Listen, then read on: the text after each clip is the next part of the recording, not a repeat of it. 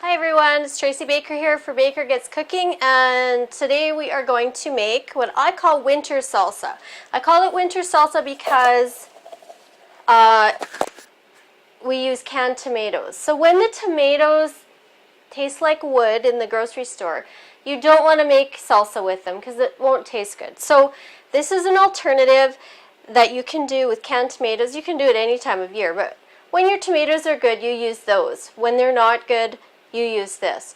And you'll be amazed at the flavor that a can of tomatoes can make. Yes. So we need green bell pepper, and I'm just going to do a rough chop of it right into my food processor bowl, my ancient food processor from Grandma Marie. Still works great though. Doesn't look pretty, but it works really good.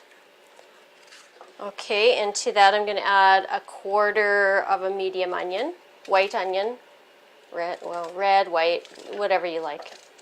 So that goes in there. And I'm just going to process that a little bit till it's fairly finely chopped. Okay, that's good. So then to that we're going to add a 28-ounce can of seeded and drained tomatoes. You have to seed them and get as much liquid out of them as possible, or it just makes for too wet of a salsa. Okay, so that's that. And then I'm going to add some flavorings. So I've got half a teaspoon of cumin, half a teaspoon of chili powder, half a teaspoon of salt, and a teaspoon of sugar. Now you need the sugar to kind of balance the acid in these canned tomatoes. That sometimes happens with canned tomatoes. It's too acidic and you need a little bit of sweetness to kind of counterbalance it. And that's what the sugar does. If you don't want to put sugar in, you don't have to. So that goes in there. And then I'm going to put the juice of a lime.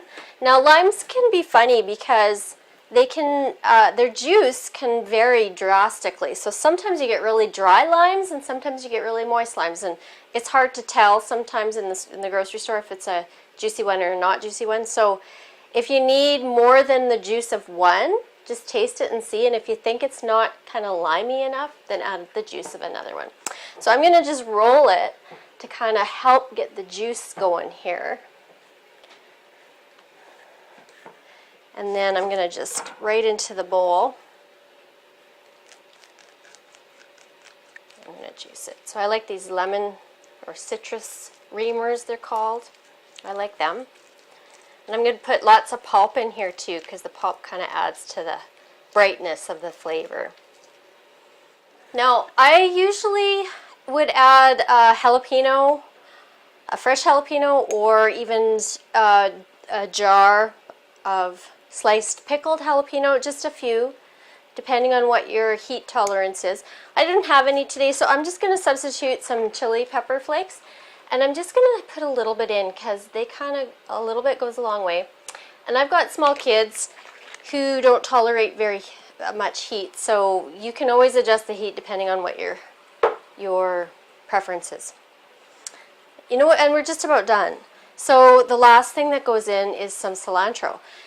And I'm going to put, like the majority of this head in. So it's really full of cilantro. If you don't like cilantro, you can skip it. It's not a big deal. But I really like it, and so does my family. So I'm going to put lots in. Okay. And then you just process it. I'm going to stir it down a little bit here. We are almost done. That's it. Seriously, how quick can that be? It keeps for about a week in your fridge. It goes great with just tortilla chips, or on top of eggs, or on top of a hot dog, or whatever. It works really well for many different applications. So it's very versatile. And when your tomatoes aren't good, this is what you need to make your salsa out of. So I love it. My family loves it. So I hope you try it. The recipe's on my blog. It'll be on the link below my video. And we'll see you again next time. Bye.